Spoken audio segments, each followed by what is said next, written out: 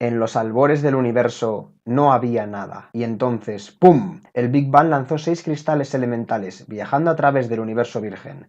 Espacio, realidad, poder, alma, mente y tiempo. Y así es como comenzó la historia más grande jamás contada en el cine. Así es como arrancó el universo cinematográfico de Marvel y como ha arrancado la que hasta ahora se conoce como la saga del infinito. La ocupan 22 películas y hoy vengo a traeros la historia completa de lo que viene siendo hasta ahora el universo cinematográfico de Marvel. Así que hoy en Sergionópolis, al completo, la saga del infinito. ¿Listos? ¡Comenzamos!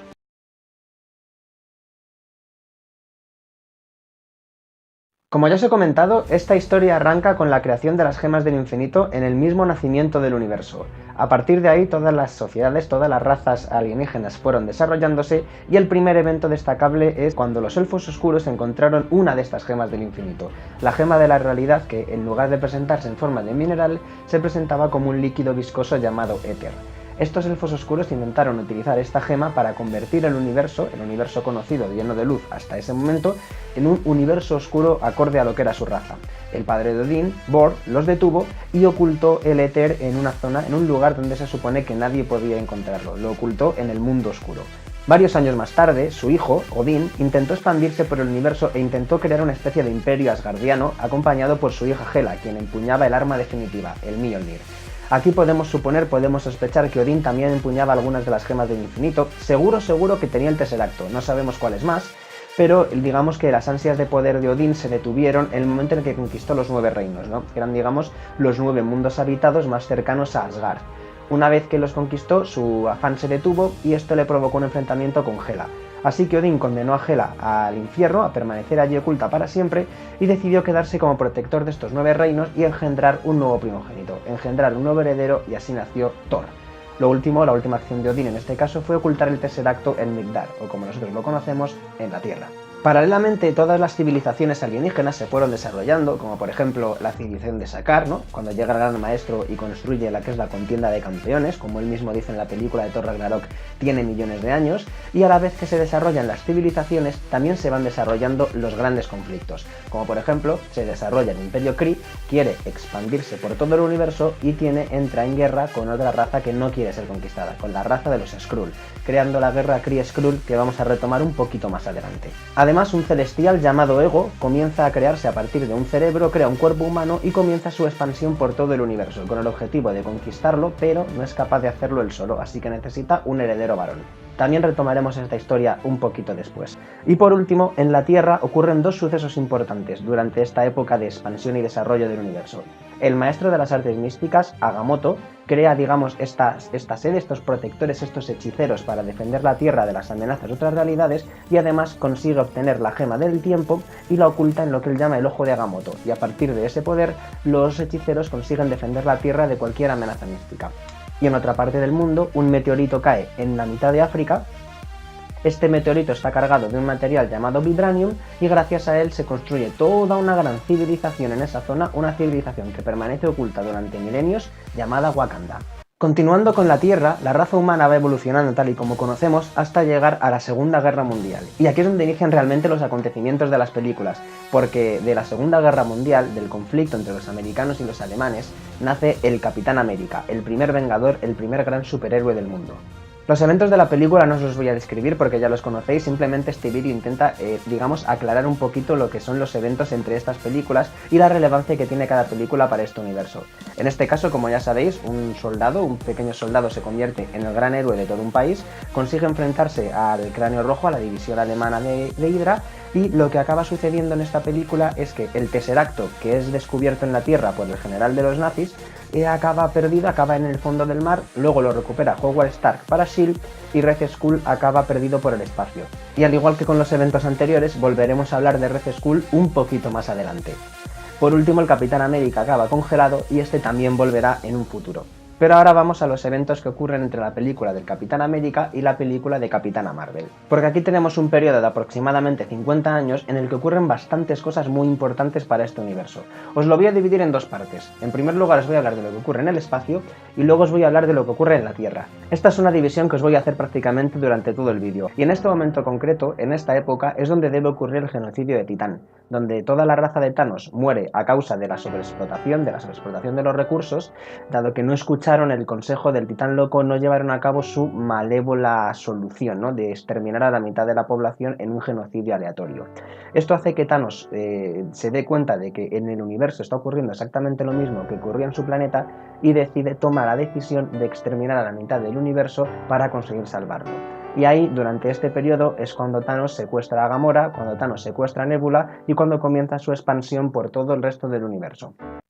Y mientras tanto en la Tierra, Howard Stark, Peggy Carter y algunos que otros construyen S.H.I.E.L.D., la que va a ser la división de inteligencia de Estados Unidos y que se va a encargar de la protección de la Tierra. Y no solo porque tengan a las gentes más inteligentes o a las personas más entrenadas, sino porque van a contar con la participación de personas mejoradas o con una tecnología que les hace tener poderes especiales, como es el caso de, como vemos en las películas de Ant-Man, del primer Ant-Man, del primer hombre hormiga, de Han Pym, y de Fantasma, de Ghost, esta villana de la segunda película de Ant-Man, que también fue reclutada por S.H.I.E.L.D., dado que tenía esa capacidad debido a su influencia del reino cuántico para poder traspasar paredes.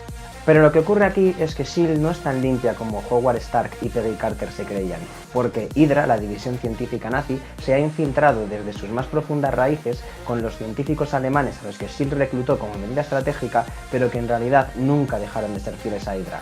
Y aquí, esta Hydra secreta, este germen de Hydra, ha ido asesinando a lo largo de toda esta época utilizando al soldado de invierno, al que iban despertando en esos momentos en los que necesitaban para eliminar algún objetivo concreto. Y terminando con S.H.I.E.L.D., hay una cosa más que estos hicieron, puesto que, como recordaréis, Howard Stark tenía en su poder el Tesseracto. Entonces iniciaron dos proyectos paralelos. El primer proyecto estaba destinado a replicar el trabajo de los alemanes con el Tesseracto y conseguir crear armas muy poderosas a raíz de la energía de esta gema del infinito. Y el segundo proyecto tenía más que ver con eso, precisamente con la energía. Querían conseguir obtener todo el poder de este cubo, de este Tesseracto, para poder convertirlo en una energía que pudiese alimentar no solo sus armas, sino también sus motores, sus aviones y, digamos, toda su infraestructura. Y aquí una científica llamada Doctora Lasson, que en realidad es una general Kree llamada Mar-Vell, consiguió hacerse con el Tesseracto, consiguió infiltrarse en S.H.I.E.L.D. como la científica que estaba desarrollando este proyecto de energía e intentó desarrollar un motor ultralumínico para conseguir que una serie de Skrulls, una comunidad de Skrulls refugiada que no querían participar en la guerra, que solo querían un hogar, pudiese escapar fuera de los límites del Imperio Kree. Esta historia, como ya sabéis, la vamos a retomar dentro de muy poquito, porque estamos a punto de llegar a los acontecimientos de la película de Capitana Marvel, pero aún nos quedan un par de sucesos importantes, como por ejemplo el hecho de que es en este momento cuando Ego llega a la Tierra y se empareja con la madre de Peter Quill, ¿no?, cuando la deja embarazada y empieza a plantar sus semillas con las que pretende realizar esa expansión por todo el universo. Además, este es el momento en el que Janet Van Dyne desaparece en el reino cuántico y Hank Pym deserta de S.H.I.E.L.D., se separa de ellos y permanece oculto hasta los eventos de la película de Ant-Man. Y por último, Peter Quill es secuestrado por Yondu, por los saqueadores que lo tienen que llevar a Ego, pero ya sabemos que dado que Yondu se entera de que Ego le va a matar, decide quedarse con él y le cría como si fuera su propio hijo, y Howard Stark y Maria Stark son asesinados por el Soldado de Invierno. El último evento importante antes de la película de Capitana Marvel es precisamente la muerte de Mar-Vell y cómo los Kree se llevan a Carol Danvers a Hala, dado que ésta ha absorbido todo el poder del Tesseracto, ha absorbido el poder de esa gema del infinito y ella se ha convertido como persona en un motor. Y aquí es donde se desarrollan los eventos de la película de Capitana Marvel. Como os he dicho, tampoco os voy a contar la película, simplemente ella se da cuenta de que en realidad cuando llega a la Tierra por accidente no es una Kree, que los Skrulls no son los malos, o por lo menos esa comunidad Skrull concretamente no son los malos de esta historia, sino que en realidad los Kree son los que son unos opresores, los que la están persiguiendo, y ella desata todo su poder, se enfrenta a ellos, los derrota, y aquí suceden las tres cosas importantes. Primero, el Tesseracto acaba en manos de Nick Fury, ¿no? El Tesseracto acaba ya definitivamente en manos de S.H.I.E.L.D. y volverá en la película de los Vengadores. Además, Nick inicia la iniciativa Vengadores para, digamos, poder reunir un equipo de personas mejoradas con las que proteger al mundo en caso de que haya una nueva amenaza que venga del exterior, una amenaza a la que ellos no puedan enfrentarse. Y además consiguen mantener todo el suceso de los alienígenas en secreto. Muy poquitos agentes de S.H.I.E.L.D. son los que han visto a los Skrull y a los alienígenas. En realidad han sido que hayan sobrevivido a la batalla, creo que solo Phil Coulson y Nick Furia. Por tanto, lo mantienen en secreto y poca gente más dentro de S.H.I.E.L.D. es consciente de lo que ha pasado. Carol Danvers se va a buscar un hogar a los Skrulls y permanece en contacto con Nick Furia gracias a ese busca que, como todos sabéis, va a ser muy importante en una película para la que nos queda bastante de lo que hablar. Y una vez finalizada la película de Capitana Marvel, antes de llegar a los eventos de la primera película de Iron Man, nos queda algún que otro detalle importante. En esos aproximadamente 10-15 años que transcurren entre Capitana Marvel y Iron Man, Clint Barton y Natasha Romanoff se unen a S.H.I.E.L.D. y un científico que experimentaba la radiación gamma, Bruce Banner, sufre un terrible accidente y acaba transformado en un monstruo verde gigantesco. Este huye y es perseguido por los generales estadounidenses. Y ahora sí que empiezan los acontecimientos de la primera película de Iron Man. Y aquí vemos cómo el personaje, probablemente el personaje principal de este universo, Tony Stark, es un genio multimillonario, creador de armas, que es secuestrado precisamente por esta razón por una célula terrorista que quiere que cree para ellos un misil llamado Misil Jericó, que es capaz de destruir, centenares, miles de kilómetros a la redonda. Sin embargo, Tony Stark, con los materiales que le dan para crear ese misil, se crea una armadura, consigue escapar de allí y va evolucionando este nuevo arma hasta convertirse en Iron Man, ¿no? Alimentada gracias a lo, como sabemos, el reactor ARK. Esta película en realidad tiene poquito más que el hecho de presentarnos al principal héroe de este universo y introducirle a Nick Furia, quien habla por primera vez de la iniciativa Vengadores. Y donde está la amiga verdaderamente de esta fase es en su siguiente película, porque no sé si lo sabéis, pero los acontecimientos de Iron Man 2, El Increíble Hulk y la película de Thor ocurren de manera prácticamente simultánea. Hulk ocurre un poquito antes, Iron Man 2 ocurre justo después del ataque de Hulk a la universidad, y luego el Thor ocurre en el momento en el que Tony Stark está recluido en su casa y que tiene que crear ese nuevo elemento, ¿no? Ahí es cuando la agente Coulson le dice que tiene que irse a un problema en el norte, y ese problema efectivamente es el que ha llegado a la Tierra, el martillo de Thor. Entonces, en estas películas lo que vemos, es como Tony Stark se crea un nuevo núcleo, tiene ese enfrentamiento con Ivan Vanko y que oye hablar de la iniciativa Vengadores. Sin embargo, tampoco aporta mucho más, al igual que la película del Increíble Hulk, lo único que nos aporta es que Bruce Banner se mantiene oculto, pero la película de Thor sí que aporta cosas importantes a lo que es la historia global de este universo. Thor llega a la Tierra y cuando sucede la batalla entre Thor y el Destructor, ahí ya sí que no hay forma de ocultar el problema de los alienígenas. Y todo ese trabajo de ocultación, todo ese trabajo de secretismo que S.H.I.E.L.D. llevaba haciendo desde que llegó Capitana Marvel, ahí ya sí que todos los agentes se enteran y todo S.H.I.E.L.D. se revoluciona y se inicia un nuevo proyecto. Un proyecto que consiste en utilizar la energía del Tesseracto, ¿no? Recuperan ese antiguo proyecto de utilizar la energía del Tesseracto para crear armas. Ahora sí que saben que hay una amenaza muy grande que puede venir del espacio y quieren utilizar eso, la llamada fase 2, para construir armas que puedan defenderles. Lo último que nos aporta la película de Thor es el hecho de que Loki acabe en contacto con Thanos y ahí se inicia este camino hasta la película de los Vengadores. El primer paso importante es que, como Bruce Banner cuenta en la película de los Vengadores, él se intenta suicidar, y esto lo podemos ver en una escena eliminada de la película del Increíble Hulk, como él se intenta meter una pistola en la boca, pero enseguida se transforma en Hulk, provoca un terremoto encima de un glaciar, y de ahí se desentierra la nave en la que estaba encerrado el Capitán América.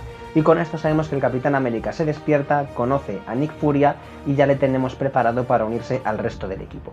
Y en el momento en el que Loki ataca la Tierra, se inician las aventuras de la película de los Vengadores.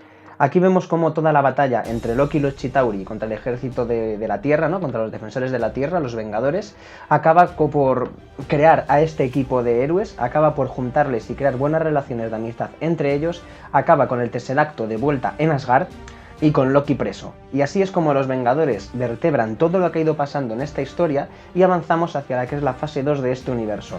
Y aquí volvemos a hacer esa división entre lo que ocurre en la Tierra y lo que ocurre en el espacio. Empecemos por lo que ocurre en la Tierra. La película de Iron Man 3 en realidad es una historia tremendamente personal de Tony Stark y a lo que es el resto del universo no le aporta prácticamente nada. Únicamente pues que Tony Stark consigue quitarse el reactor y ya puede tener vida propia y ya no tiene la metralla que le va hacia el corazón, así que muy bien por él, bien por Tony Stark. Lo que sí es relevante para el resto del universo es lo que ocurre en la película Capitán América: El Soldado de Invierno. Porque aquí Nick Furia descubre que hay algo un poco turbio en S.H.I.E.L.D., en un proyecto que van a hacer ellos de protección de la Tierra, y pide a su superior que lo paralicen. Su superior resulta ser un infiltrado de Hydra, así que, dado que Nick Furia está husmeando y está acercándose mucho a la verdad, deciden enviar al Soldado de Invierno para matarle. El problema que tienen es que lo hacen delante del Capitán América. El Capitán América le persigue y junto a Natasha Romanoff, investigando, descubren que el Soldado de Invierno es Bucky, el antiguo amigo del Capitán América, y que Hydra ha estado infiltrada todo el rato dentro de S.H.I.E.L.D. Así que la película acaba con Bucky huido, con Hydra y S.H.I.E.L.D. teóricamente destruidos, y con el cetro de Loki que se había quedado en poder de S.H.I.E.L.D. completamente perdido. Y antes de volver a retomar lo que ocurre con el cetro de Loki, vamos a hablar de lo que ocurre en el espacio durante este periodo. Porque aquí vemos cómo el Imperio Kree firma una tregua con Xandar, y esto hace que uno de sus soldados, Ronan el Acusador, no le termine de convencer esto de una tregua, así que reniega del Imperio Kree y se dedica a realizar una cruzada terrorista atacando los puestos de Xandar, atacando los planetas de Xandar y haciendo una serie de masacres que, bueno, digamos que al Imperio Xandariano no le parece que estén muy bien e intenta que los Kree les ayuden a detener a Ronan, pero no consigue ninguna respuesta por su parte.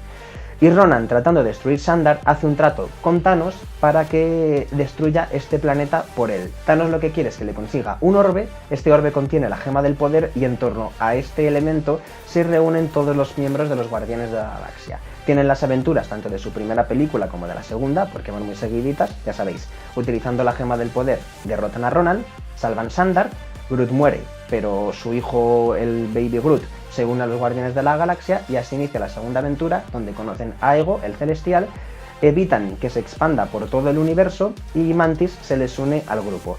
Las pelis de Guardianes de la Galaxia os las he contado así muy rápidamente porque en realidad aportan un poco a lo que es la historia del universo y son historias, como os he dicho, muy personales.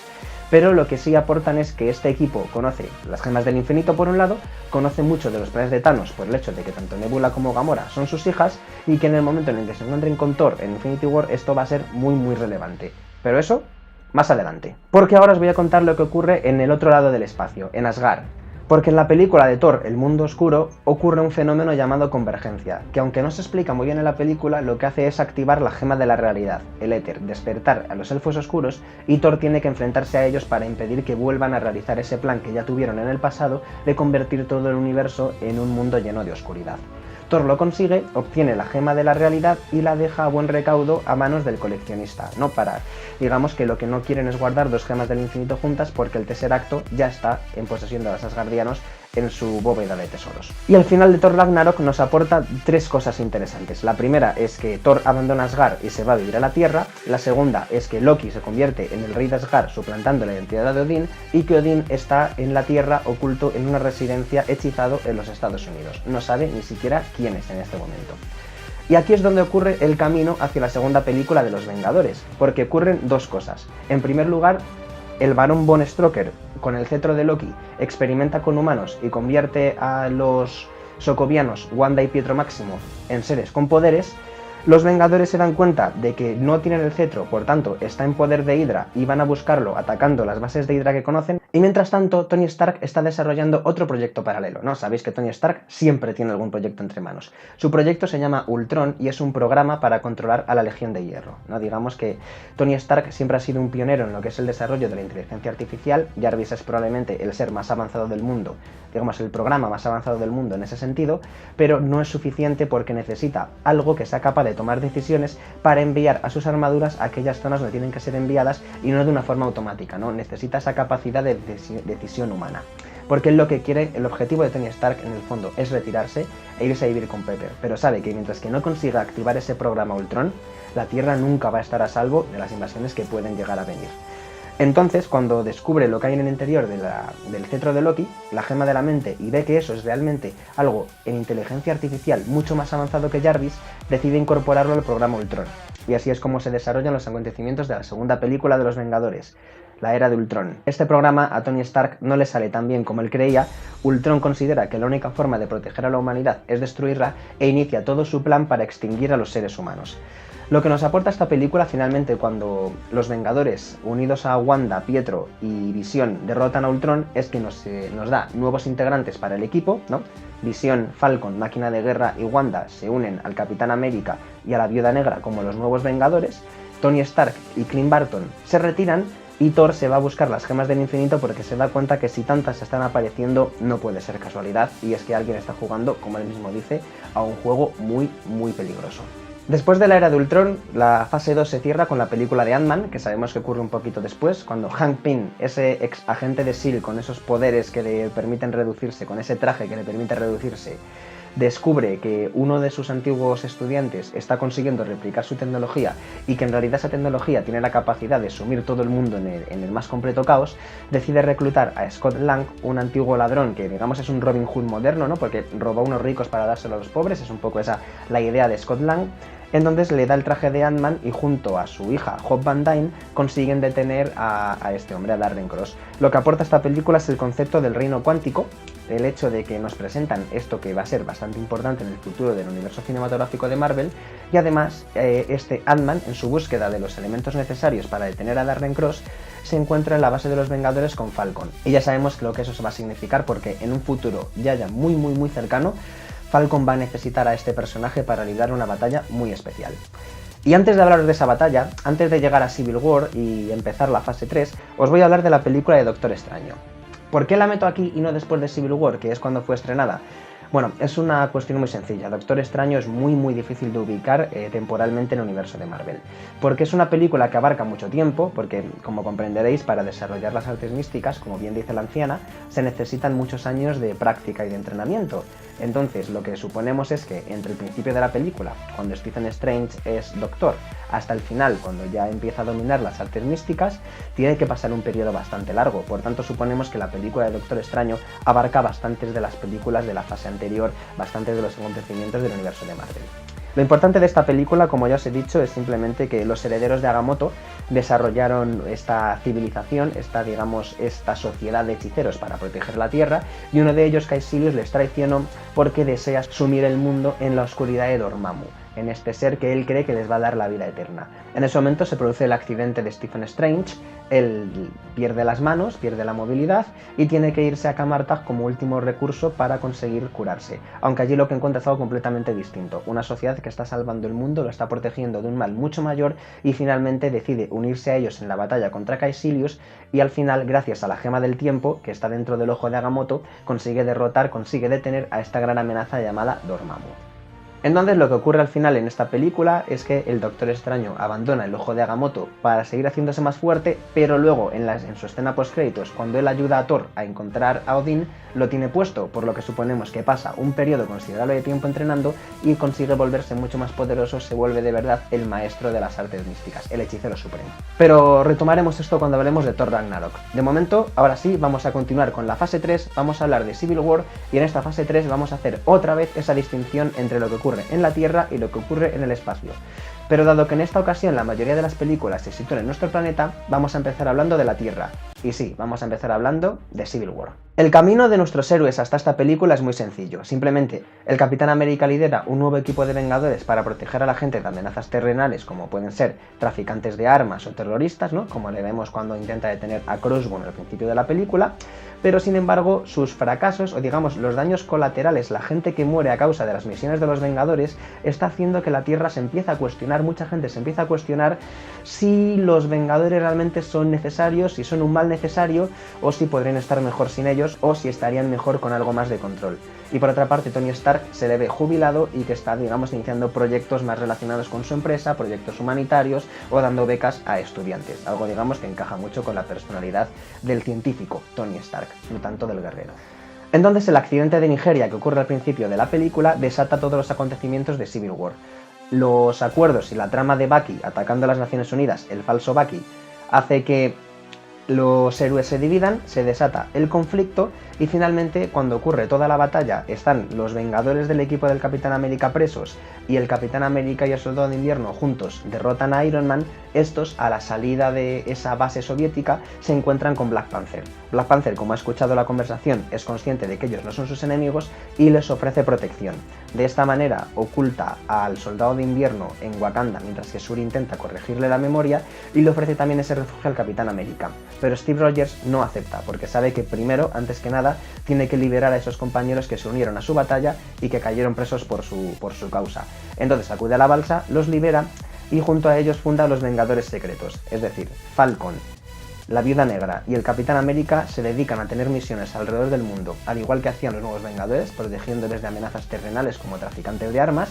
Wanda no sabemos muy bien si está unida a ellos o si en realidad está en otro lado, y Scott Lang y Clint Barton están en arresto domiciliario viviendo con sus familias como parte del acuerdo al que llegaron. Bueno, al final, dado que ha sido un héroe, supongo que en ese momento el gobierno recordaría un poquito sus acciones y les permitiría tener ese trato beneficioso, por así decirlo.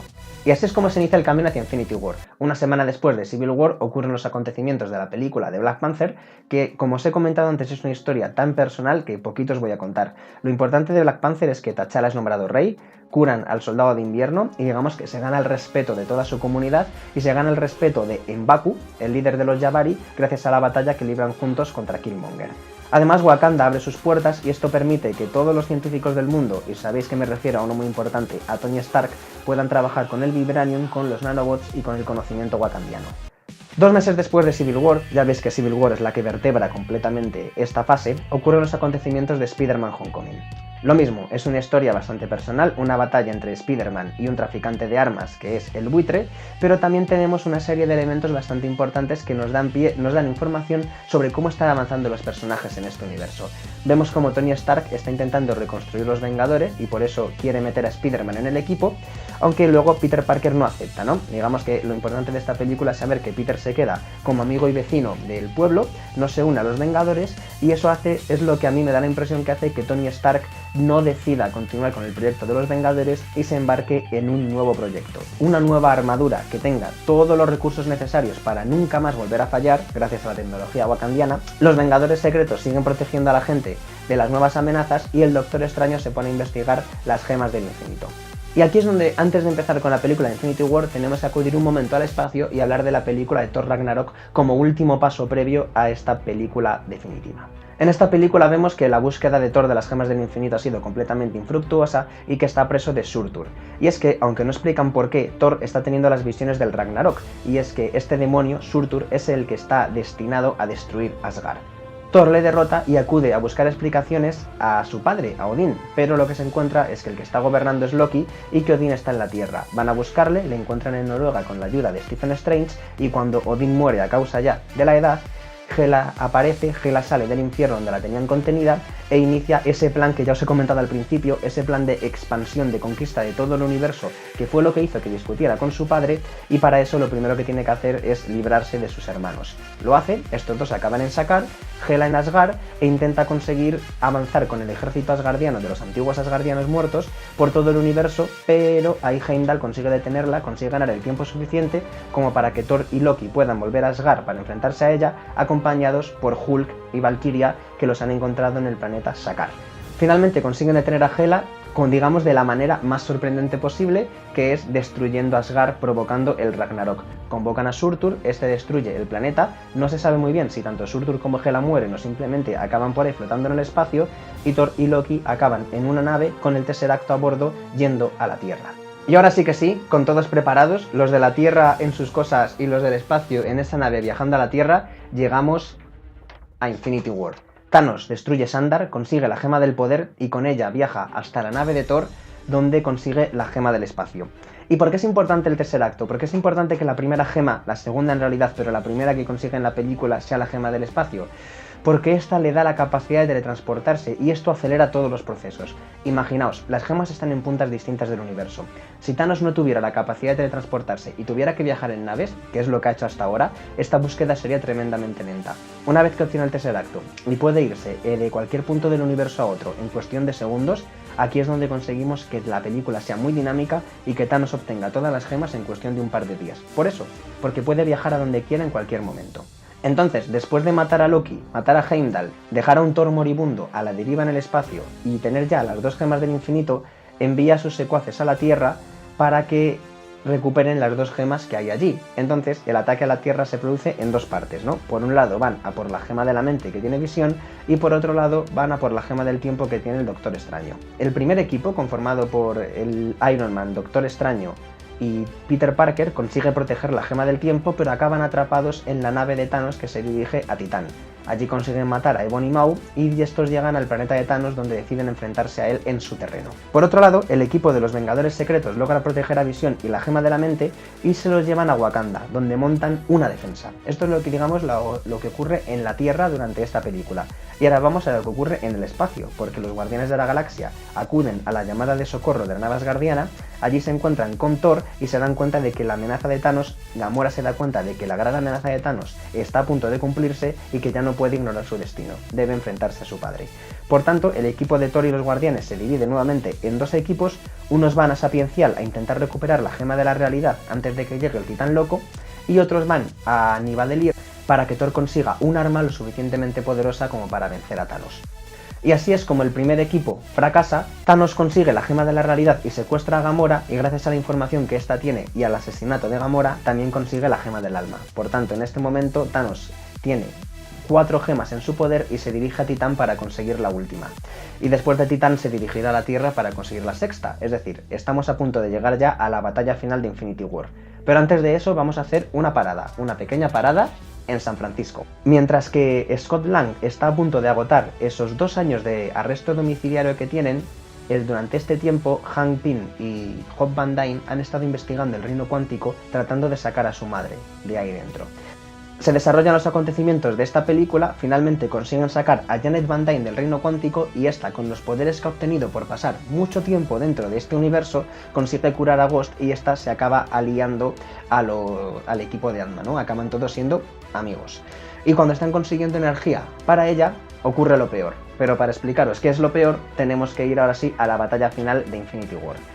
El equipo conformado por los Guardianes de la Galaxia, Iron Man, Doctor Extraño y Peter Parker no son capaces de detener a Thanos y este obtiene la gema del tiempo. Y con 5 gemas en su poder se teletransporta a la Tierra, a Wakanda, donde se produce la batalla final. Y ni siquiera con la ayuda de Thor, con este Thor todopoderoso que ha conseguido el Stormbreaker, son capaces de vencer al Titán Loco, que obtiene la sexta gema del infinito, y como Thor no apunta a la cabeza, Thanos chasquea los dedos y la mitad del universo muere. Thanos consigue su plan y los Vengadores quedan por primera vez en toda esta historia que os he comentado, por primera vez en toda la saga del infinito, los Vengadores son derrotados. Y así Tony y Nebula quedan atrapados en el espacio, Ant-Man queda confinado en el reino cuántico porque Hank Pym, Janet Van Dyne y Hope Van Dyne desaparecen por el chasquido de Thanos y nadie puede sacarle de ahí, los Vengadores se van a su base a asumir que han perdido y Thanos queda muy feliz observando el amanecer de un universo agradecido en su granja.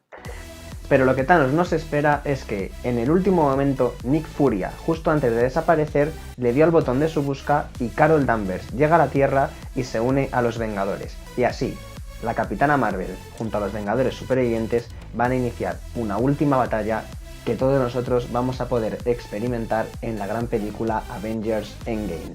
Y esta, amigos y amigos, es hasta el momento toda la historia de la saga del infinito, de cómo han ido surgiendo todos estos personajes, cómo han ido evolucionando los eventos de estas películas y cómo todo ha derivado en que el Titán Loco obtenga las gemas del infinito.